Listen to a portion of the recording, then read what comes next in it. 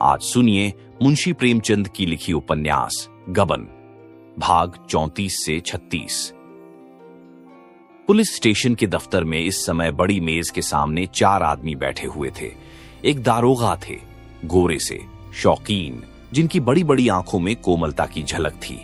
उनकी बगल में नायब दारोगा थे। यह सिख थे, बहुत हंसमुख, सजीवता के पुतले, गेहुआ रंग, सुडौल, सुगठित शरीर, अब सिर पर केश था, हाथों में कड़ेर पर सिगार से परहेज न करते थे। मेज की दूसरी तरफ इंस्पेक्टर और डिप्टी सुपरिंटेंडेंट बैठे हुए थे। इंस्पेक्टर अधेड़, सांवला, लंबा आदमी था, कौड़ी की सी आंखें, फले हुए गाल और ठिगना कदब। डिप्टी सुपरिंटेंडेंट लंबा छरहरा जवान था, बहुत ही विचारशील और अल्पभाषीब। इसकी लंबी नाक और ऊंचा मस्तक उसकी कुलीनता के साक्षी थे। डिप्टी ने सिगार का एक कश लेकर कहा, बाहरी गवाहों से काम नहीं चल सकेगा, इनमें से किसी को अप्रूवर बनना होगा और कोई अल्टरनेटिव नहीं है। इंस्पेक्टर ने दारोगा की ओर देखकर कहा, हम लोगों ने कोई बात उठा तो नहीं रखी, हलफ से कहता हूं, सभी तरह के लालच देकर हार गए। सबों ने ऐसी गुट कर रखी है कि कोई टूटता ही नहीं। हमने बाहर के गवाहों को भी आजमाया, पर सब कानों पर हाथ रखते हैं। डिप्टी, उस मारवाड़ी को फिर आजमाना होगा, उसके बाप को बुलाकर खूब धमकाइए, शायद इसका कुछ दबाव पड़े। इंस्पेक्टर हलफ से कहता हूं, आज सुबह से हम लोग यही कर रहे हैं। बेचारा बाप लंके के पैरों पर गिरा, पर लड़का किसी तरह राजी नहीं होता। कुछ देर तक चारों आदमी विचारों में मग्न बैठे रहे। अंत में डिप्टी ने निराशा के भाव से कहा, मुकदमा नहीं चल सकता, मुफ्त का बदनामी हुआ। इंस्पेक्टर, एक हर्तिये की मुहल्लत और लीजिए, शायद कोई टूट जाए। ये निश्चय करके दोनों आदमी यहां से रवाना हुए। छोटे दारोगा भी उसके साथ ही चले गए। दारोगा जी ने हुक्का मंगवाया कि सहसा एक मुसलमान सिपाही ने आकर कहा, दारोगा जी लाइए, कुछ इनाम दिलवाइए। एक मुलजिम को शुबहे पर गिरफ्तार किया है, इलाहाबाद का रहने वाला है, नाम है रमानाथ। पहले नाम और सयनत दोनों गलत बतलाई थीं। देवी दीन खटिक जो नुक्कड़ पर रहता है, उसी के घर ठहरा हुआ है। जरा डांट बताइएगा तो सब कुछ उगल देगा। दारोगा, वही है ना जिसके दोनों लंके? सिपाही, जी हां वही है। इतने में रमानाथ भी दारोगा के सामने हाजिर किया गया। दारोगा ने उसे सिर से पांव तक देखा, मानो मन में उसका हुलिया मिला रहे हों। तब कठोर दृष्टि से देखकर बोले, अच्छा, यह इलाहाबाद का रमानाथ है। खूब मिले भाई, 6 महीने से परेशान कर रहे हो। कैसा साफ हुलिया है कि अंधा भी पहचान ले। यहां कब से आए हो? कांस्टेबल ने रमा को परामर्श दिया, सब हाल सच सच कह दो तो तुम्हारे साथ कोई सख्ती न की जाएगी। रमा ने प्रसन्न चित्त बनने की चेष्टा करके कहा, अब तो आपके हाथ में हूं, रियायत कीजिए या सख्ती कीजिए। इलाहाबाद की म्यूनिसिपैलिटी में नौकर था, हिमाकत कहिए या बदनसीबी, चुंगी के 400 रुपये मुझसे खर्च हो गए। मैं वक्त पर रुपये जमा न कर सका। शर्म के मारे घर के आदमियों से कुछ न कहा, नहीं तो इतने रुपये इंतजाम हो जाना कोई मुश्किल न था। जब कुछ बस न चला तो वहां से भागकर यहां चला आया। इसमें एक हर्फ भी गलत नहीं है। दारोगा ने गंभीर भाव से कहा, मामला कुछ संगीन है, क्या कुछ शराब का चस्का पड़ गया था? मुझसे कसम ले लीजिए, जो कभी शराब मुंह से लगाई हो। कांस्टेबल ने विनोद करके कहा, मोहब्बत के बाजार में लुट गए होंगे हुजूर। रमा ने मुस्कुराकर कहा, मुझसे फाके मस्तों का वहां कहां गुजर। दारोगा, तो क्या जुआ खेल डाला या बीवी के लिए जेवर बनवा डाले? रमा झेप कर रह गया। अपराधी मुस्कुराहट उसके मुख पर रो पड़ी। दारोगा, अच्छी बात है, तुम्हें भी यहां खासे मोटे जेवर मिल जाएंगे। एकाएक बूढ़ा देवी दीन आकर खड़ा हो गया। दारोगा ने कठोर स्वर में कहा, क्या काम है यहां? देवी दीन हुजूर को सलाम करने चला आया। इन बेचारों पर दया की नजर रहे हुजूर, बेचारे बड़े सीधे आदमी हैं। दारोगा, बचा सरकारी मुलजिम को घर में छिपाते हो, उस पर सिफारिश करने आए हो।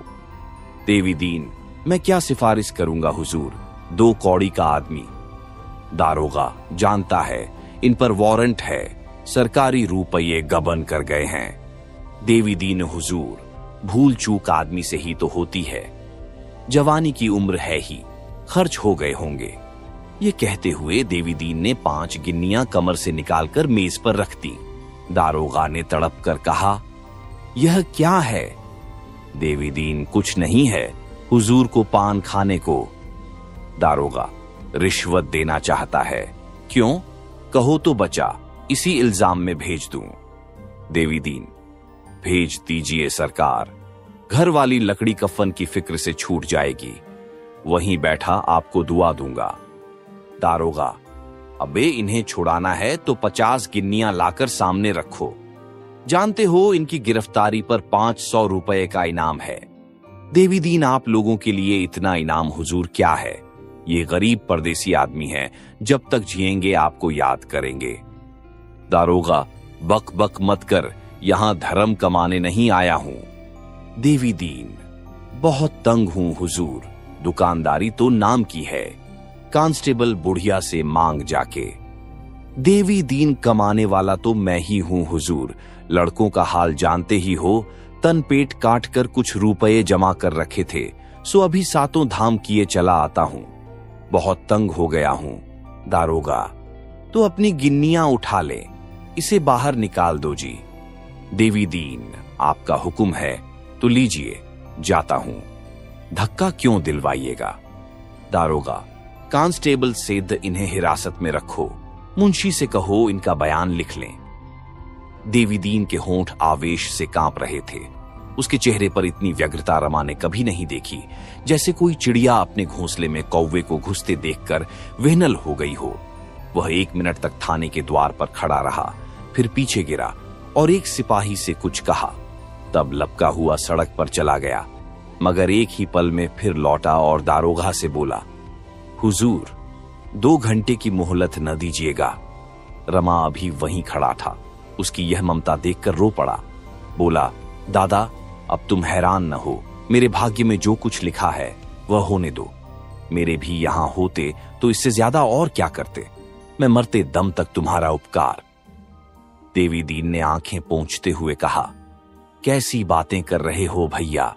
जब रुपये पर आई तो देवी दीन पीछे हटने वाला आदमी नहीं है। इतने रुपये तो एक दिन जुए में हार जीत गया हूं। अभी घर बेच दूं तो 10,000 की मालियत है, क्या सिर पर लाद कर ले जाऊंगा? दारोगा जी, अभी भैया को हिरासत में न भेजो, मैं रुपये की गिक्कर करके थोड़ी देर में आता हूं। देवी दीन चला गया तो दारोगा जी ने सहृदयता से भरे स्वर में कहा, है तो खुर्राट मगर बड़ा नेक, तुमने इसे कौन सी बूटी सूंघा दी? रमा ने कहा, गरीबों पर सभी को रहम आता है। दारोगा ने मुस्कुराकर कहा, पुलिस को छोड़कर इतना और कहिए, मुझे तो यकीन नहीं कि 50 गिन्नियां लावे। रमानाथ अगर लाए भी तो उससे इतना बड़ा तावान नहीं दिलाना चाहता। आप मुझे शौक से हिरासत में ले लें। दारोगा, मुझे 500 के बदले 650 मिल रहे हैं, क्यों छोड़ूं? तुम्हारी गिरफ्तारी का इनाम मेरे किसी दूसरे भाई को मिल जाए तो क्या बुराई है? रमानाथ, जब मुझे चक्की पीसनी है तो जितनी जल्द पीस लूं उतना ही अच्छा। मैंने समझा था मैं पुलिस की नजरों से बचकर रह सकता हूं, अब मालूम हुआ कि यह बेकली और 8 पहर पकड़ लिए जाने का खौफ जेल से कम जानलेवा नहीं। दारोगा जी को एकाएक जैसे कोई भूली हुई बात याद आ गई। मेज के दराज से एक मिसल निकाली, उसके पन्ने इधर उधर उल्टे, तब नम्रता से बोले, अगर मैं कोई ऐसी तरकीब बतलाऊं कि देवी दीन के रुपए भी बच जाएं और तुम्हारे ऊपर भी आंच ना आए तो कैसा? रमा ने अविश्वास के भाव से कहा, ऐसी तरकीब कोई है, मुझे तो आशा नहीं। दारोगा, अभी साई के 100 खेल हैं, इसका इंतजाम मैं कर सकता हूं। आपको महज एक मुकदमे में शहादत देनी पड़ेगी। रमानाथ, झूठी शहादत होगी। दारोगा, नहीं, बिल्कुल सच्ची, बस समझ लो कि आदमी बन जाओगे, म्यूनिसिपैलिटी के पंजे से तो छूट जाओगे, शायद सरकार परवरिश भी करे। यूं अगर चालान हो गया तो 5 साल से कम की सजा न होगी। मान लो इस वक्त देवी तुम्हें बचा भी ले तो बकरे की मां कब तक खैर मनाएगी? जिंदगी खराब हो जाएगी। तुम अपना नफा नुकसान खुद समझ लो, मैं जबरदस्ती नहीं करता। दारोगा जी ने डकैती का वृत्तांत कह सुनाया। रमा ऐसे कई मुकदमे समाचार पत्रों में पढ़ चुका था। संशय के भाव से बोला, तो मुझे मुखबिर बनना पड़ेगा और यह कहना पड़ेगा कि मैं भी इन डकैतियों में शरीक था। यह तो झूठी शहादत हुई। दारोगा, मुआमला बिल्कुल सच्चा है। आप बेगुनाहों को न फंसाएंगे, वही लोग जेल जाएंगे जिन्हें जाना चाहिए। फिर झूठ कहां रहा। डाकुओं के डर से यहां के लोग शहादत देने पर राजी नहीं होते, बस और कोई बात नहीं। ये मैं मानता हूं कि आपको कुछ झूठ बोलना पड़ेगा, लेकिन आपकी जिंदगी बनी जा रही है। इसके लिहाज से तो इतना झूठ कोई चीज नहीं। खूब सोच लीजिए, शाम तक जवाब दीजिएगा। रमा के मन में बात बैठ गई। अगर एक बार झूठ बोलकर वह अपने पिछले कर्मों का प्रायश्चित कर सके और भविष्य भी सुधार ले, तो पूछना ही क्या, जेल से तो बच जाएगा। इसमें बहुत आगा पीछा की जरूरत ही न थी। हाँ, इसका निश्चय हो जाना चाहिए कि उस पर फिर म्यूनिसिपैलिटी अभियोग न चलाएगी और उसे कोई जगह अच्छी मिल जाएगी। वह जानता था पुलिस की गरज है और वह मेरी कोई वाजिब शर्त अस्वीकार न करेगी। इस तरह बोला मानो उसकी आत्मा धर्म और अधर्म के संकट में पड़ी हुई है। मुझे यही डर है कि कहीं मेरी गवाही से बेगुनाह लोग न फंस जाएं। दारोगा, इसका मैं आपको इत्मीनान दिलाता हूं। रमानाथ, लेकिन कल को म्यूनिसिपैलिटी मेरी गर्दन नापे तो मैं किसे पुकारूंगा? दारोगा, मजाल है म्यूनिसिपैलिटी चूं कर सके। गौजदारी के मुकदमे में मुद्दई तो सरकार ही होगी। जब सरकार आपको मुआफ कर देगी तो मुकदमा कैसे चलाएगी? आपको तहरीरी मुआफीनामा दे दिया जाएगा साहब। रमानाथ, और नौकरी? दारोगा, वह सरकार आप इंतजाम करेगी। ऐसे आदमियों को सरकार खुद अपना दोस्त बनाए रखना चाहती है। अगर आपकी शहादत बढ़िया हुई और उस फ्री की जिरहों के जाल से आप निकल गए तो फिर आप पारस हो जाएंगे। दारोगा ने उसी वक्त मोटर मंगवाई और रमा को साथ लेकर डिप्टी साहब से मिलने चल दिए। इतनी बड़ी कारगुजारी दिखाने में विलंब क्यों करते? डिप्टी से एकांत में खूब छींट उड़ाई। इस आदमी का यों पता लगाया। इसकी सूरत देखते ही भांप गया कि मगरूर है, बस गिरफ्तार ही तो कर लिया। बात 16 आने सच निकली। निगाह कहीं चूक सकती है। हुजूर, मुजरिम की आंखें पहचानता हूं। इलाहाबाद की म्यूनिसिपैलिटी के रुपए गबन करके भागा है। इस मामले में शहादत देने को तैयार है। आदमी पढ़ा लिखा, सूरत का शरीफ और ज़हीन है। डिप्टी ने संदिग्ध भाव से कहा, हाँ, आदमी तो होशियार मालूम होता है, मगर मुआफीनामा लिए बगैर इसे हमारा एतबार न होगा। कहीं इसे यह शुभा हुआ कि हम लोग इसके साथ कोई चाल चल रहे हैं तो साफ निकल जाएगा। डिप्टी, यह तो होगा ही। गवर्नमेंट से इसके बारे में बातचीत करना होगा। आप टेलीफोन मिलाकर इलाहाबाद पुलिस से पूछिए कि इस आदमी पर कैसा मुकदमा है। ये सब तो गवर्नमेंट को बताना होगा। दारोगा जी ने टेलीफोन डायरेक्टरी देखी, नंबर मिलाया और बातचीत शुरू हुई। डिप्टी क्या बोला? दारोगा, कहता है यहां इस नाम के किसी आदमी पर मुकदमा नहीं है। डिप्टी, यह कैसा है भाई, कुछ समझ में नहीं आता। इसने नाम तो नहीं बदल दिया? दारोगा, कहता है म्यूनिसिपैलिटी में किसी ने रुपये गबन नहीं किए, कोई मामला नहीं है। डिप्टी, ये तो बड़ा ताज्जुब का बात है। आदमी बोलता है हम रुपया लेकर भागा, म्यूनिसिपैलिटी बोलता है कोई रुपया गबन नहीं किया। यह आदमी पागल तो नहीं है? दारोगा, मेरी समझ में कोई बात नहीं आती। अगर कह दें कि तुम्हारे ऊपर कोई इल्जाम नहीं है तो फिर उसकी गर्द भी न मिलेगी। अच्छा, म्यूनिसिपैलिटी के दफ्तर से पूछिए। दारोगा ने फिर नंबर मिलाया। सवाल जवाब होने लगा। दारोगा, आपके यहां रमानाथ कोई क्लर्क था? जवाब, जी हां, था।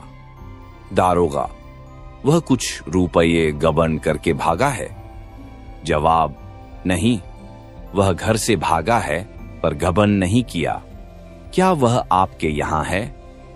दारोगा, जी हां, हमने उसे गिरफ्तार किया है। वह खुद कहता है कि मैंने रुपये गबन किए। बात क्या है? जवाब, पुलिस तो लाल बुझक्कड़ है, जरा दिमाग लड़ाइए। दारोगा, यहां तो अक्ल काम नहीं करती। जवाब, यहीं क्या, कहीं भी काम नहीं करती। सुनिए, रमानाथ ने मीजान लगाने में गलती की, डर कर भागा। बाद को मालूम हुआ कि तहवील में कोई कमी न थी। आई समझ में बात। डिप्टी, अब क्या करना होगा खां साहब, अब चिड़िया हाथ से निकल गया। दारोगा, निकल कैसे जाएगी हुजूर, अब रमानाथ से यह बात कही ही क्यों जाए। बस उसे किसी ऐसे आदमी से मिलने न दिया जाए जो बाहर की खबरें पहुंचा सके। घर वालों को उसका पता अब लग जावेगा ही, कोई न कोई जरूर उसकी तलाश में आवेगा। किसी को न आने दें, तहरीर में कोई बात न लाई जाए, जबानी इत्मीनान दिला दिया जाए, कह दिया जाए कमिश्नर साहब को मुआफीनामा के लिए रिपोर्ट की गई है, इंस्पेक्टर साहब से भी राय ले ली जाए। इधर तो यह लोग सुपरिंटेंडेंट से परामर्श कर रहे थे, उधर 1 घंटे में देवीदीन लौटकर थाने आया तो कांस्टेबल ने कहा, दारोगा जी तो साहब के पास गए। देवीदीन ने घबरा कर कहा, तो बाबूजी को हिरासत में डाल दिया। कांस्टेबल, नहीं, उन्हें भी साथ ले गए। देवीदीन ने सिर पीट कर कहा, पुलिस वालों की बात का कोई भरोसा नहीं, कह गया कि 1 घंटे में रुपए लेकर आता हूं, मगर इतना भी सब्र न हुआ। सरकार से 500 तो मिलेंगे, मैं 600 देने को तैयार हूं। हाँ, सरकार में कारगुजारी हो जाएगी और क्या वहीं से उन्हें प्रयागराज भेज देंगे। मुझसे भेंटुम भी न होगी, बुढ़िया रो रो कर मर जाएगी। ये कहता हुआ देवीदीन वहीं जमीन पर बैठ गया। कांस्टेबल ने पूछा, तो यहां कब तक बैठे रहोगे? देवीदीन ने मानो कोड़े की काट से आहत होकर कहा, अब तो दारोगा जी से 2-2 बातें करके ही जाऊंगा, चाहे जेहल ही जाना पड़े, पर फटकारूंगा जरूर, बुरी तरह फटकारूंगा। आखिर उनके भी तो बाल बच्चे होंगे, क्या भगवान से जरा भी नहीं डरते? तुमने बाबूजी को जाति बार देखा था, बहुत रंजीदा थे। कांस्टेबल, रंजीदा तो नहीं थे, खांसी तरह हंस रहे थे। दोनों जने मोटर में बैठकर गए हैं। देवीदीन ने अविश्वास के भाव से कहा, हंस क्या रहे होंगे बेचारे, मुंह से चाहे हंस लें, दिल तो रोता ही होगा। देवीदीन को यहां बैठे 1 घंटा भी न हुआ था कि सहसा जग्घो आ खड़ी हुई। देवीदीन को द्वार पर बैठे देखकर बोली, तुम यहां क्या करने लगे, भैया कहां हैं? देवीदीन ने मरमाहत होकर कहा, भैया को ले गए सुप्रीडेंट के पास, न जाने भेंट होती है कि ऊपर ही ऊपर प्रयागराज भेज दिए जाते हैं। जग्घो दारोग हाजी भी बड़े वह हैं, कहां तो कहां था कि इतना लेंगे, कहां लेकर चल दिए। देवीदीन, इसीलिए तो बैठा हूं कि आवे तो 2-2 बातें कर लूं। जग्घो, हाँ, फटकारना जरूर, जो अपनी बात का नहीं वह अपने बाप का क्या होगा। मैं तो खरी कहूंगी, मेरा क्या कर लेंगे। देवीदीन, दुकान पर कौन है? जग्घो, बंद कर आई हूं, अभी बेचारे ने कुछ खाया भी नहीं, सवेरे से वैसे ही हैं। चूल्हे में जाए वह तमासाब उसी के टिकट लेने तो जाते थे, न घर से निकलते तो काहे को यह बला सिर पड़ती। देवीदीन ने जो उधार ही से पराग भेज दिया तो जग्घो, तो चिट्ठी तो आवेगी ही, चलकर वहीं देख आवेंगे। देवीदीन आंखों में आंसू भरकर सज्जा हो जाएगी। जग्घो, रुपया जमा कर देंगे तब काहे को होगी, सरकार अपने रुपये ही तो लेगी। देवीदीन, नहीं पगली, ऐसा नहीं होता, चोर माल लौटा दे तो वह छोड़ थोड़े ही दिया जाएगा। जग्घो ने परिस्थिति की कठोरता अनुभव करके कहा, दारोगा जी। वह अभी बात भी पूरी न करने पाई थी कि दारोगा जी की मोटर सामने आ पहुंची। इंस्पेक्टर साहब भी थे। रमा इन दोनों को देखते ही मोटर से उतर कर आया और प्रसन्न मुख से बोला, तुम यहां देर से बैठे हो क्या दादा? आओ कमरे में चलो। अम्मा, तुम कब आई? दारोगा जी ने विनोद करके कहा। कहो चौधारी, लाए रुपये? देवीदीन जब कह गया कि मैं थोड़ी देर में आता हूं तो आपको मेरी राह देख लेनी चाहिए थी। चलिए अपने रुपये लीजिए। दारोगा, खोदकर निकाले होंगे? देवीदीन, आपके अकबाल से 1500 अभी ऊपर ही निकल सकते हैं, जमीन खोदने की जरूरत नहीं पड़ी। चलो भैया, बुढ़िया कब से खड़ी है, मैं रुपये चुका कर आता हूं। ये तो इंस्पेक्टर साहब थे ना, पहले इसी थाने में थे। दारोगा, तो भाई अपने रुपये ले जाकर उसी हांडी में रख दो, अफसरों की सलाह हुई कि इन्हें छोड़ना न चाहिए, मेरे बस की बात नहीं है। इंस्पेक्टर साहब तो पहले ही दफ्तर में चले गए थे। ये तीनों आदमी बातें करते उसके बगल वाले कमरे में गए। देवीदीन ने दारोगा की बात सुनी तो भौहें तिरछी हो गई। बोला, दारोगा जी, मर्दों की एक बात होती है, मैं तो यही जानता हूं। मैं रुपये आपके हुक्म से लाया हूं, आपको अपना कॉल पूरा करना पड़ेगा, कह के मुकर जाना नीचों का काम है। इतने कठोर शब्द सुनकर दारोगा जी को भन्ना जाना चाहिए था, पर उन्होंने जरा भी बुरा न माना। हंसते हुए बोले, भाई अब चाहे नीच कहो चाहे दगाबाज कहो, पर हम इन्हें छोड़ नहीं सकते। ऐसे शिकार रोज नहीं मिलते। कॉल के पीछे अपनी तरक्की नहीं छोड़ सकता। दारोगा के हंसने पर देवीदीन और भी तेज हुआ। तो आपने कहा किस मुंह से था? दारोगा, कहा तो इसी मुंह से था, लेकिन मुंह हमेशा एक सा तो नहीं रहता। इसी मुंह से जिसे गाली देता हूं, उसकी इसी मुंह से तारीफ भी करता हूं। देवीदीन तिनक कर, ये मूंछें मुड़वा डालिए। दारोगा, मुझे बड़ी खुशी से मंजूर है। नियत तो मेरी पहले ही थी, पर शर्म के मारे न मुड़वाता था। अब तुमने दिल मजबूत कर दिया। देवीदीन, हंसिए मत दारोगा जी, आप हंसते हैं और मेरा खून जला जाता है। मुझे चाहे जेहल ही क्यों ना हो जाए, लेकिन मैं कप्तान साहब से जरूर कह दूंगा। हूं तो टके का आदमी, पर आपके अखबाल से बड़े अफसरों तक पहुंचे। दारोगा, अरे यार, तो क्या सचमुच कप्तान साहब से मेरी शिकायत कर दोगे? देवीदीन ने समझा कि धमकी कारगर हुई। अकड़ कर बोला, आप जब किसी की नहीं सुनते, बात कहकर मुकर जाते हैं, तो दूसरे भी अपने सी करेंगे ही। मेम साहब तो रोज ही दुकान पर आती हैं। दारोगा, कौन देवी? अगर तुमने साहब या मेम साहब से मेरी कुछ शिकायत की तो कसम खाकर कहता हूं कि घर खुदवाकर फेंक दूंगा। देवीदीन, जिस दिन मेरा घर खुदेगा उस दिन यह पगड़ी और चपरास भी न रहेगी हुजूर। दारोगा, अच्छा तो मारो हाथ पर हाथ, हमारी तुम्हारी दो दो चोटें हो जाएं, यही सही। देवीदीन, पछताओगे सरकार, कहे देता हूं पछताओगे। रमा अब जब्त न कर सका। अब तक वह देवीदीन के बिगड़ने का तमाशा देखने के लिए भीगी बिल्ली बना खड़ा था। कह कहा मारकर बोला, दादा, दारोगा जी तुम्हें चिढ़ा रहे हैं। हम लोगों में ऐसी सलाह हो गई है कि मैं बिना कुछ लिए दिए ही छूट जाऊंगा, ऊपर से नौकरी भी मिल जाएगी। साहब ने पक्का वादा किया है, मुझे अब यहीं रहना होगा। देवीदीन ने रास्ता भटके हुए आदमी की भांति कहा, कैसी बात है भैया, क्या कहते हो? क्या पुलिस वालों के चकमे में आ गए? इसमें कोई न कोई चाल जरूर छिपी होगी। रमा ने इत्मीनान के साथ कहा, और बात नहीं, एक मुकदमे में शहादत देनी पड़ेगी। देवीदीन ने संशय से सिर हिलाकर कहा, झूठा मुकदमा होगा? रमानाथ, नहीं दादा, बिल्कुल सच्चा मामला है, मैंने पहले ही पूछ लिया है। देवीदीन की शंका शांत न हुई। बोला, मैं इस बारे में और कुछ नहीं कह सकता भैया, जरा सोच समझ कर काम करना। अगर मेरे रुपयों को डरते हो तो यही समझ लो कि देवीदीन ने अगर रुपयों की परवाह की होती तो आज लखपति होता। इन्हीं हाथों से 100-100 रुपए रोज कमाए और सब के सब उड़ा दिए हैं। किस मुकदमे में शहादत देनी है, कुछ मालूम हुआ? दारोगा जी ने रमा को जवाब देने का अवसर न देकर कहा, वही डकैतियों वाला मुआमला है जिसमें कई गरीब आदमियों की जान गई थी। इन डाकुओं ने सूबे भर में हंगामा मचा रखा था। उनके डर के मारे कोई आदमी गवाही देने पर राजी नहीं होता। देवीदीन ने उपेक्षा के भाव से कहा, अच्छा तो यह मुखबिर बन गए, यह बात है। इसमें तो जो पुलिस सिखाएगी वही तुम्हें कहना पड़ेगा भैया। मैं छोटी समझ का आदमी हूं, इन बातों का मर्म क्या जानूं, पर मुझसे मुखबिर बनने को कहा जाता तो मैं न बनता, चाहे कोई लाख रुपया देता। बाहर के आदमी को क्या मालूम कौन अपराधी है कौन बेकसूर है।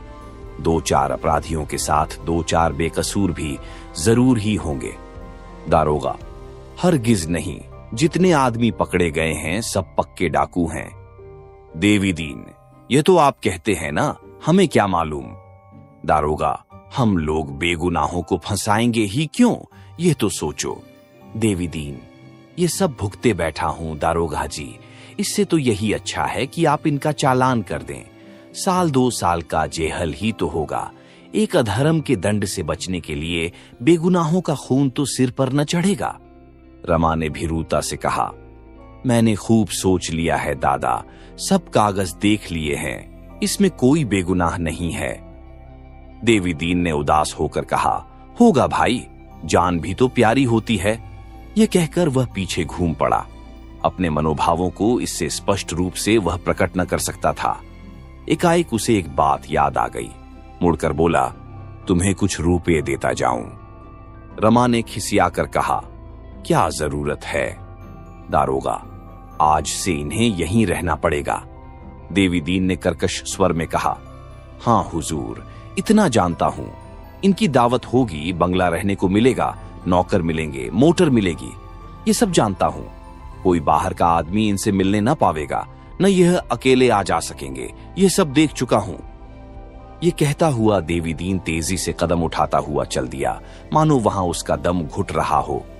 दारोगा ने उसे पुकारा, पर उसने फिर कर न देखा। उसके मुख पर पराभूत वेदना छाई हुई थी। जग्गू ने पूछा, भैया नहीं आ रहे हैं? देवी दीन ने सड़क की ओर ताकते हुए कहा, भैया अब नहीं आवेंगे। जब अपने ही अपने न हुए तो बेगाने हैं ही। वह चला गया। बुढ़िया भी पीछे पीछे भुनभुनाती चली। रूदन में कितना उल्लास, कितनी शांति, कितना बल है, जो कभी एकांत में बैठकर किसी की स्मृति में, किसी के वियोग में सिसक सिसक और बिलख बिलख नहीं रोया। वह जीवन के ऐसे सुख से वंचित है जिस पर सैकड़ों हंसियां न्योछावर हैं। उस मीठी वेदना का आनंद उन्हीं से पूछो जिन्होंने यह सौभाग्य प्राप्त किया है। हंसी के बाद मन खिकै हो जाता है, आत्मा क्षुब्धा हो जाती है, मानो हम थक गए हों, पराभूत हो गए हों। रुदन के पश्चात एक नवीन स्फूर्ति, एक नवीन जीवन, एक नवीन उत्साह का अनुभव होता है। जालपा के पास प्रजामित्र कार्यालय का पत्र पहुंचा तो उसे पढ़कर वह रो पड़ी। पत्र एक हाथ में लिए दूसरे हाथ से चौखट पकड़े वह खूब रोई। क्या सोचकर रोई, वह कौन कह सकता है। कदाचित अपने उपाय की इस आशातीत सफलता ने उसकी आत्मा को विह्वल कर दिया, आनंद की उस गहराई पर पहुंचा दिया जहां पानी है, या उस ऊंचाई पर जहां उष्णता हिम बन जाती है। आज 6 महीने के बाद यह सुख संवाद मिला। इतने दिनों वह छलमयी आशा और कठोर दुराशा का खिलौना बनी रही। आह, कितनी बार उसके मन में तरंग उठी कि इस जीवन का क्यों न अंत कर दूं। कहीं मैंने सचमुच प्राण त्याग दिए होते तो उनके दर्शन भी न पाती। पर उनका हिया कितना कठोर है। 6 महीने से वहां बैठे हैं, एक पत्र भी न लिखा, खबर तक नहीं ली। आखिर यही न समझ लिया होगा कि बहुत होगा, रो रो कर मर जाएगी। उन्होंने मेरी परवाह ही कब की। 10-20 रुपए तो आदमी यार दोस्तों पर भी खर्च कर देता है। वह प्रेम नहीं है। प्रेम हृदय की वस्तु है, रुपए की नहीं। जब तक रमा का कुछ पता न था, जालपा सारा इल्जाम अपने सिर रखती थी, पर आज उनका पता पाते ही उसका मन अकस्मात कठोर हो गया। तरह तरह के शिकवे पैदा होने लगे। वहां क्या समझकर बैठे हैं, इसीलिए तो कि वह स्वाधीन हैं, आजाद हैं, किसी का दिया नहीं खाते। इसी तरह मैं कहीं बिना कहे सुने चली जाती तो वह मेरे साथ किस तरह पेश आते। शायद तलवार लेकर गर्दन पर सवार हो जाते या जिंदगी भर मुंह न देखते। वहीं खड़े खड़े जालपा ने मन ही मन शिकायतों का दफ्तर खोल दिया। सहसा रमेश बाबू ने द्वार पर पुकारा, गोपी, गोपी, जरा इधर आना। मुंशी जी ने अपने कमरे में पड़े पड़े कराह कर कहा, कौन है भाई, कमरे में आ जाओ। अरे आप हैं रमेश बाबू। बाबूजी, मैं तो मरकर जिया हूं। बस यही समझिए कि नई जिंदगी हुई। कोई आशा न थी, कोई आगे न कोई पीछे, दोनों लौंडे आवारा हैं। मैं मई या जीऊं उनसे मतलब नहीं। उनकी मां को मेरी सूरत देखते डर लगता है। बस बेचारी बहू ने मेरी जान बचाई, वह न होती तो अब तक चल बसा होता। रमेश बाबू ने कृत्रिम संवेदना दिखाते हुए कहा, आप इतने बीमार हो गए और मुझे खबर तक न हुई। मेरे यहां रहते आपको इतना कष्ट हुआ। बहू ने भी मुझे एक पुर्जा न लिख दिया, छुट्टी लेनी पड़ी होगी। मुंशी छुट्टी के लिए दरख्वास्त तो भेजती थी, मगर साहब मैंने डॉक्टरी सर्टिफिकेट नहीं भेजी। 16 रुपए किसके घर से लाता। एक दिन सिविल सर्जन के पास गया, मगर उन्होंने चिट्ठी लिखने से इनकार किया। आप तो जानते हैं वह बिना फीस लिए बात नहीं करते। मैं चला आया और दरख्वास्त भेज दी। मालूम नहीं मंजूर हुई या नहीं, ये तो डॉक्टरों का हाल है। देख रहे हैं कि आदमी मर रहा है, पर बिना भेंट लिए कदम न उठावेंगे। रमेश बाबू ने चिंतित होकर कहा, यह तो आपने बुरी खबर सुनाई, मगर आपकी छुट्टी नामंजूर हुई तो क्या होगा? मुंशी जी ने माथा ठोंकर कहा, होगा क्या, घर बैठ रहूंगा। साहब पूछेंगे तो साफ कह दूंगा, मैं सर्जन के पास गया था, उसने छुट्टी नहीं दी। आखिर इन्हें क्यों, सरकार ने नौकर रखा है, महज कुर्सी की शोभा बढ़ाने के लिए। मुझे डिसमिस हो जाना मंजूर है, पर सर्टिफिकेट न दूंगा। लौंडे गायब हैं, आपके लिए पान तक लाने वाला कोई नहीं। क्या करूं? रमेश ने मुस्कुराकर कहा, मेरे लिए आप तरद्दुद न करें। मैं आज पान खाने नहीं, भरपेट मिठाई खाने आया हूं। जालपा को पुकार कर, बहू जी तुम्हारे लिए खुशखबरी लाया हूं, मिठाई मंगवा लो। जालपा ने पान की तश्तरी उनके सामने रखकर कहा, पहले वह खबर सुनाइए। शायद आप जिस खबर को नई नई समझ रहे हों वह पुरानी हो गई हो। रमेश जी कहीं हो ना? रमानाथ का पता चल गया, कलकत्ता में हैं। जालपा, मुझे पहले ही मालूम हो चुका है। मुंशी जी झपट कर उठ बैठे। उनका ज्वर मानो भागकर उत्सुकता की आड़ में जा छिपा। रमेश का हाथ पकड़कर बोले, मालूम हो गया कलकत्ता में है, कोई खत आया था। रमेश, खत नहीं था, एक पुलिस इंक्वायरी थी। मैंने कह दिया, उन पर किसी तरह का इल्जाम नहीं है। तुम्हें कैसे मालूम हुआ बहू जी? जालपा ने अपनी स्कीम बयान की। प्रजा मित्र कार्यालय का पत्र भी दिखाया। पत्र के साथ रुपयों की एक रसीद थी जिस पर रमा का हस्ताक्षर था। रमेश, दस्तखत तो रमा बाबू का है, बिल्कुल साफ धोखा हो ही नहीं सकता। मान गया बहू जी तुम्हें। वाह, क्या हिकमत निकाली है। हम सबके कान काट लिए, किसी को न सूझी। अब जो सोचते हैं तो मालूम होता है कितनी आसान बात थी। किसी को जाना चाहिए जो बच्चा को पकड़कर घसीट लाए। यह बातचीत हो रही थी कि रतन आ पहुंची। जालपा उसे देखते ही वहां से निकली और उसके गले से लिपटकर बोली, बहन, कलकत्ता से पत्र आ गया, वही है। रतन, मेरे सिर की कसम। जालपा, हां सच कहती हूं, खत देखो ना। रतन, तो आज ही चली जाओ। जालपा, यही तो मैं भी सोच रही हूं। तुम चलोगी? रतन, चलने को तो मैं तैयार हूं, लेकिन अकेला घर किस पर छोड़ूं? बहन, मुझे मणिभूषण पर कुछ शुभा होने लगा है। उसकी नीयत अच्छी नहीं मालूम होती। बैंक में 20,000 रुपए से कम न थे, सब न जाने कहां उड़ा दिए। कहता है क्रियाकर्म में खर्च हो गए। हिसाब मांगती हूं तो आंखें दिखाता है। दफ्तर की कुंजी अपने पास रखे हुए है, मांगती हूं तो टाल जाता है। मेरे साथ कोई कानूनी चाल चल रहा है। डरती हूं मैं उधार जाऊं, इधर वह सब कुछ ले देकर चलता बने। बंगले के गाहक आ रहे हैं, मैं भी सोचती हूं गांव में जाकर शांति से पड़ी रहूं। बंगला बिक जाएगा तो नकद रुपए हाथ आ जाएंगे। मैं न रहूंगी तो शायद ये रुपये मुझे देखने को भी न मिले। गोपी को साथ लेकर आज ही चली जाओ, रुपये का इंतजाम मैं कर दूंगी। जालपा, गोपीनाथ तो शायद न जा सकें, दादा की दवा दारू के लिए भी तो कोई चाहिए। रतन, वह मैं कर दूंगी। मैं रोज सवेरे आ जाऊंगी और दवा देकर चली जाऊंगी। शाम को भी एक बार आ जाया करूंगी। जालपा ने मुस्कुराकर कहा, और दिन भर उनके पास बैठा कौन रहेगा? रतन, मैं थोड़ी देर बैठी भी रहा करूंगी, मगर तुम आज ही जाओ। बेचारे वहां न जाने किस दशा में होंगे। तो यही तय रही ना।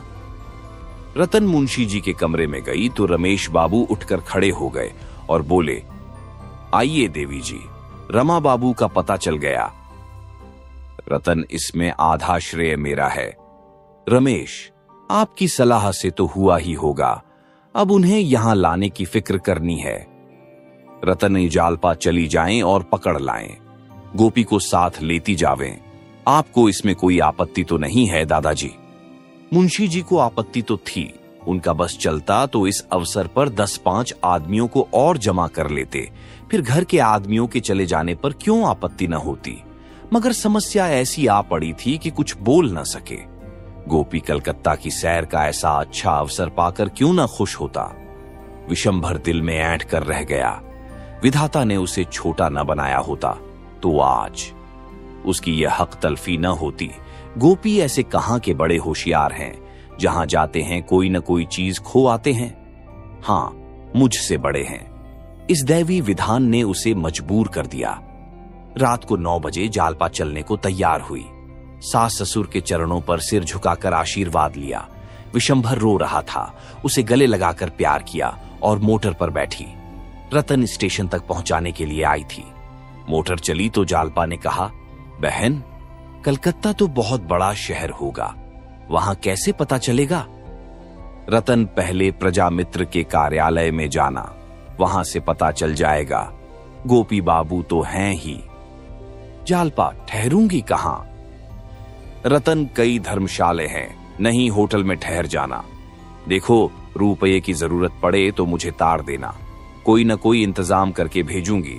बाबूजी आ जाएं तो मेरा बड़ा उपकार हो, यह मणिभूषण मुझे तबाह कर देगा। जालपा, होटल वाले बदमाश तो न होंगे?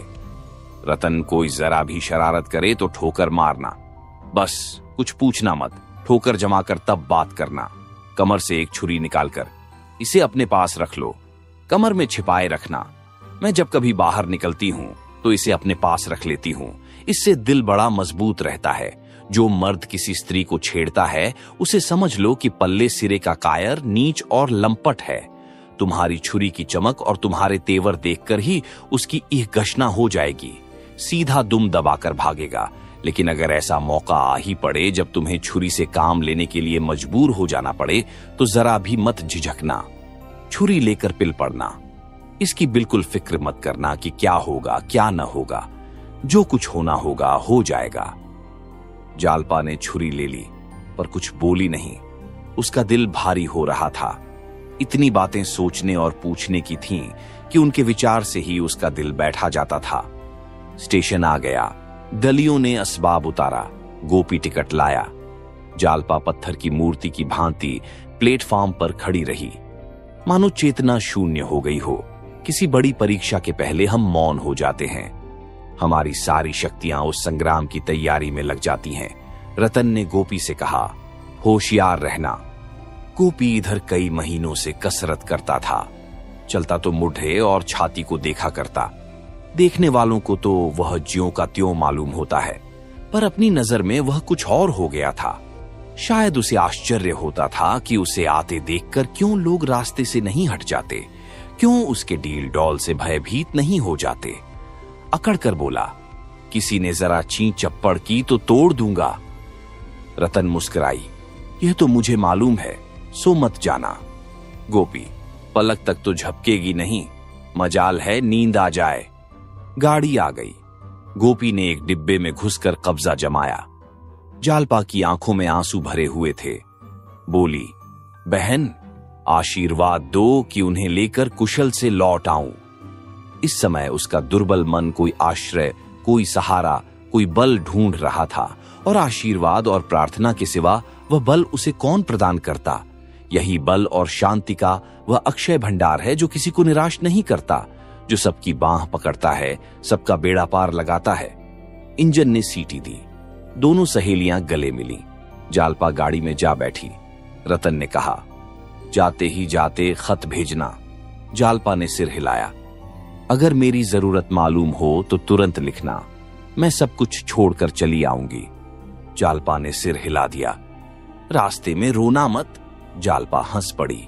गाड़ी चल दी। देवीदीन ने चाय की दुकान उसी दिन से बंद कर दी थी और दिन भर उस अदालत की खाक छानता फिरता था जिसमें डकैती का मुकदमा पेश था और रमानाथ की शहादत हो रही थी। 3 दिन रमा की शहादत बराबर होती रही और तीनों दिन देवीदीन ने न कुछ खाया और न सोया। आज भी उसने घर आते ही आते कुर्ता उतार दिया और एक पंखिया लेकर झलने लगा। फागुन लग गया था और कुछ कुछ गर्मी शुरू हो गई थी, पर इतनी गर्मी न थी कि पसीना बहे या पंखे की जरूरत हो। अफसर लोग तो जाड़ों के कपड़े पहने हुए थे, लेकिन देवीदीन पसीने में तर था।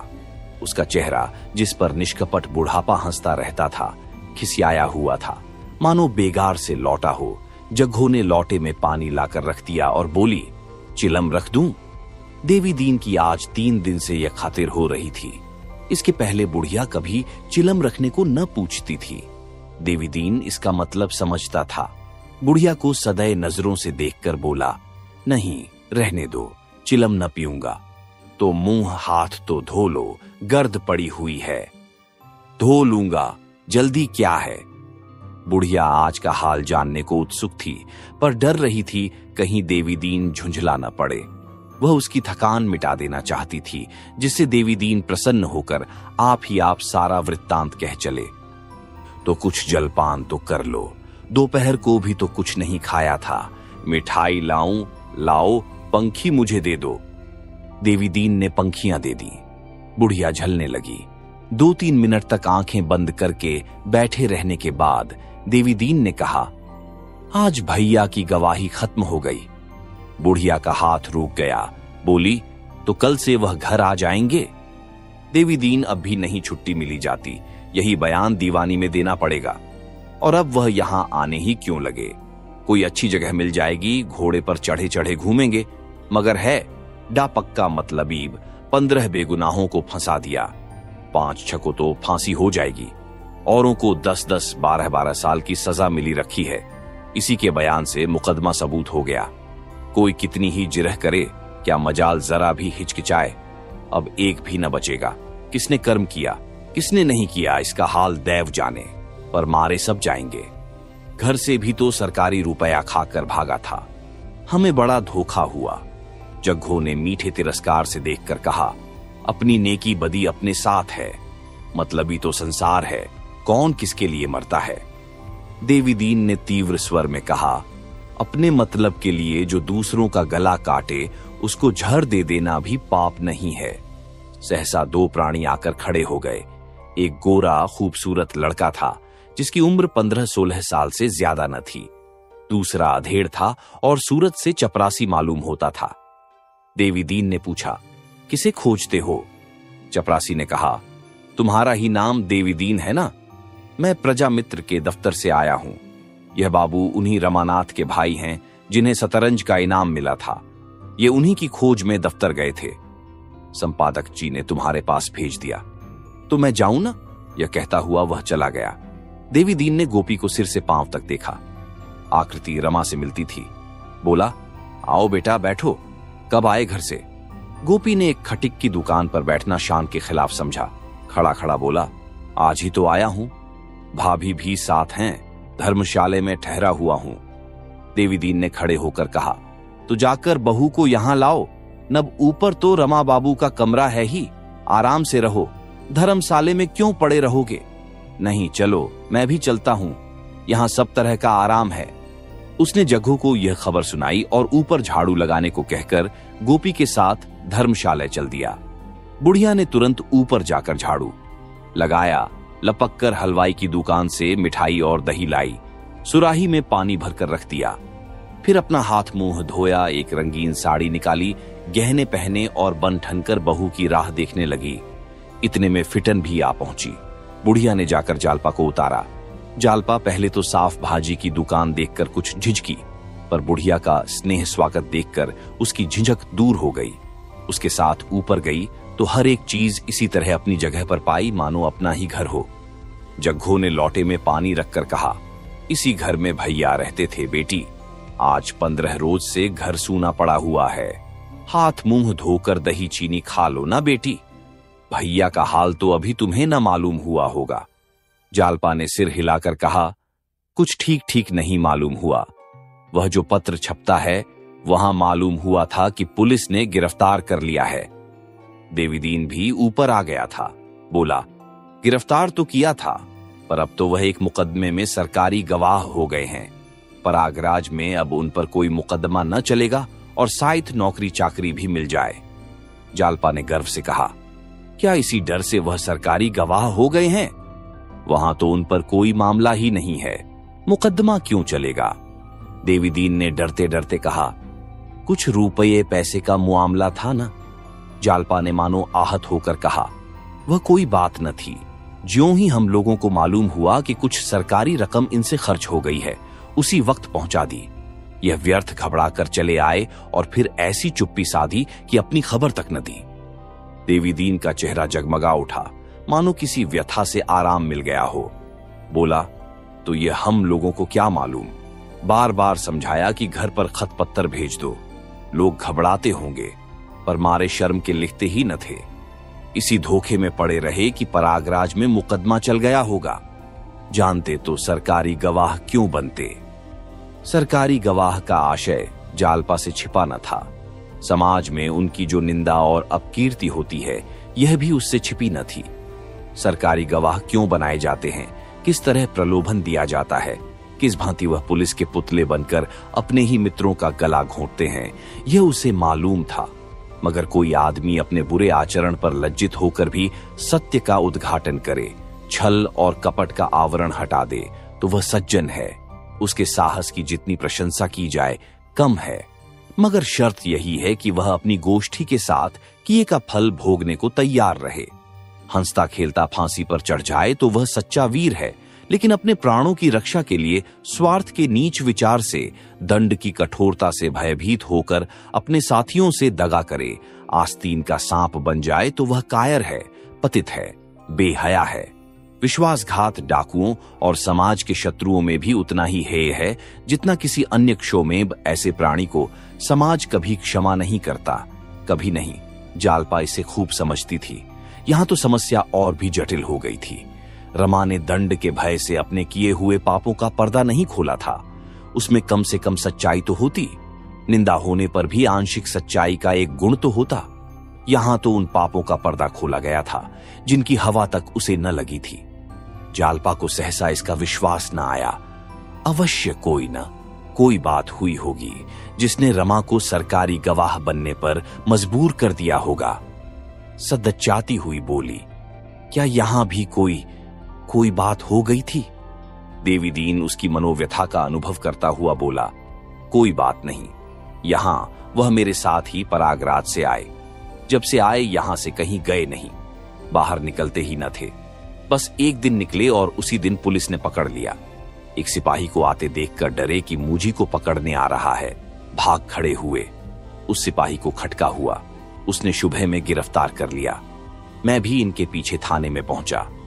दारोगा पहले तो रिश्वत मांगते थे, मगर जब मैं घर से रुपए लेकर गया तो वहां और ही गुल खिल चुका था। अफसरों में न जाने क्या बातचीत हुई, उन्हें सरकारी गवाह बना लिया। मुझसे तो भैया ने कहा कि इस मामले में बिल्कुल झूठ न बोलना पड़ेगा। पुलिस का मुकदमा सच्चा है, सच्ची बात कह देने में क्या हरज है। मैं चुप हो रहा, क्या करता। जगहो न जाने सबों ने कौन सी बूटी सूंघा दी। भैया तो ऐसे न थे, दिन भर अम्मा अम्मा करते रहते थे। दुकान पर सभी तरह के लोग आते हैं, मर्द भी औरत भी। क्या मजाल कि किसी की ओर आंख उठाकर देखा हो। देवी दीन कोई बुराई न थी। मैंने तो ऐसा लड़का ही नहीं देखा। उसी धोखे में आ गए। जालपा ने 1 मिनट सोचने के बाद कहा, क्या उनका बयान हो गया? हाँ, 3 दिन बराबर होता रहा, आज खत्म हो गया। जालपा ने उद्विग्न होकर कहा, तो अब कुछ नहीं हो सकता, मैं उनसे मिल सकती हूं। देवी दीन जालपा के इस प्रश्न पर मुस्कुरा पड़ा। बोला, हां, और क्या, जिसमें जाकर भंडा घोड़ कर दो, सारा खेल बिगाड़ दो। पुलिस ऐसी गद्दी नहीं है, आजकल कोई भी उनसे नहीं मिलने पाता, कड़ा पहरा रहता है। इस प्रश्न पर इस समय और कोई बातचीत न हो सकती थी। इस गुत्थी को सुलझाना आसान न था। जालपा ने गोपी को बुलाया। वह छज्जे पर खड़ा सड़क का तमाशा देख रहा था। ऐसा शर्मा रहा था मानो ससुराल आया हो। धीरे धीरे आकर खड़ा हो गया। जालपा ने कहा, मुंह हाथ धोकर कुछ खा तो लो, दही तो तुम्हें बहुत अच्छा लगता है। गोपी लजाकर फिर बाहर चला गया। देवी दीन ने मुस्कुराकर कहा, हमारे सामने न खाएंगे, हम दोनों चले जाते हैं। तुम्हें जिस चीज की जरूरत हो हमसे कह देना बहू जी, तुम्हारा ही घर है। भैया को तो हम अपना ही समझते थे, और हमारे कौन बैठा हुआ है। जग्गू ने गर्व से कहा, वह तो मेरे हाथ का बनाया खा लेते थे। जालपा ने मुस्कुराकर कहा, अब तुम्हें भोजन न बनाना पड़ेगा मांझी, मैं बना दिया करूंगी। जग्गू ने आपत्ति की, हमारी बिरादरी में दूसरों के हाथ का खाना मना है। बहू, अब 4 दिन के लिए बिरादरी में नखे क्या बनूं? जालपा, हमारी बिरादरी में भी तो दूसरों का खाना मना है। जग्गो, यहां तुम्हें कौन देखने आता है? फिर पढ़े लिखे आदमी इन बातों का विचार भी तो नहीं करते। हमारी बिरादरी तो मूर्ख लोगों की है। जालपा, यह तो अच्छा नहीं लगता कि तुम बनाओ और मैं खाऊं। जिसे बहू बनाया उसके हाथ का खाना पड़ेगा। नहीं खाना था तो बहू क्यों बनाया?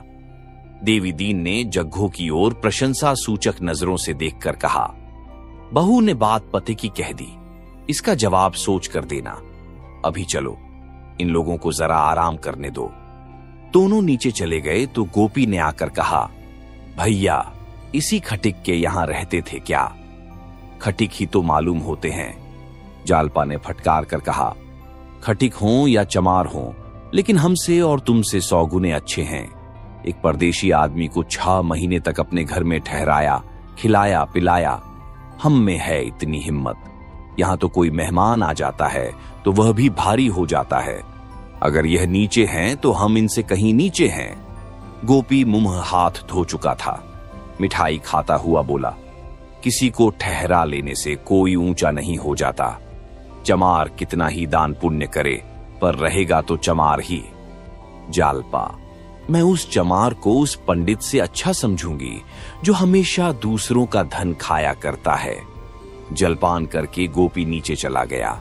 शहर घूमने की उसकी बड़ी इच्छा थी। जालपा की इच्छा कुछ खाने की न हुई। उसके सामने एक जटिल समस्या खड़ी थी। रमा को कैसे इस दलदल से निकाले? उस निंदा और उपहास की कल्पना ही से उसका अभिमान आहत हो उठता था। हमेशा के लिए वह सबकी आंखों से फिर जाएंगे, किसी को मुंह न दिखा सकेंगे। फिर बेगुनाहों का खून किसकी गर्दन पर होगा? अभियुक्तों में न जाने कौन अपराधी है, कौन निरपराध है, कितने द्वेष के शिकार हैं, कितने लोभ के। सभी सजा पा जाएंगे। शायद 2-4 को फांसी भी हो जाए। किस पर यह हत्या पड़ेगी? उसने फिर सोचा, माना किसी पर हत्या न पड़ेगी। कौन जानता है हत्या पड़ती है या नहीं, लेकिन अपने स्वार्थ के लिए। ओह, कितनी बड़ी नीचता है। ये कैसे इस बात पर राजी हुए?